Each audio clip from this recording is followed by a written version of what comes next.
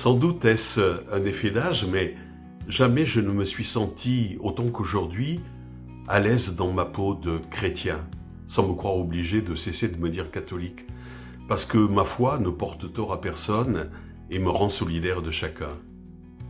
J'aime cette intuition synodale du pape François qui élargit l'idée du marcher ensemble, au-delà des seuls catholiques, voire des chrétiens, à l'ensemble des hommes et des femmes, quelle que soit leur croyance. Je crois que c'est là la véritable catholicité de l'Église au service de la société.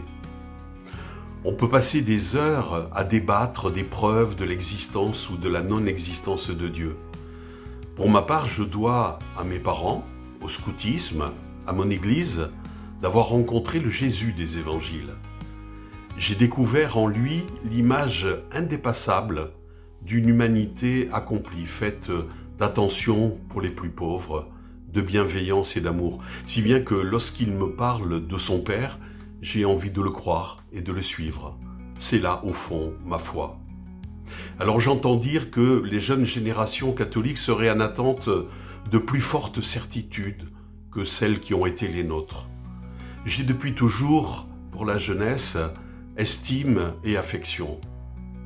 Je crois que ces jeunes découvriront un jour que les questionnements qui sont les nôtres, qui ont été les nôtres, sont également les leurs et que nous n'avons pas trahi. Ce sont des questionnements à l'intérieur de l'Église, dans l'Église et pour l'Église. Et je connais d'autres jeunes qui portent d'une manière radicale, plus radicale que la nôtre, l'exigence de justice des évangiles. J'en suis heureux. Il m'arrive de me sentir et même de me dire l'héritier de mes cadets. Je leur fais la plus grande confiance. Et puis, il est une phrase qui me comble et que j'aime partager. Une phrase extraite de la première lettre de Saint Jean.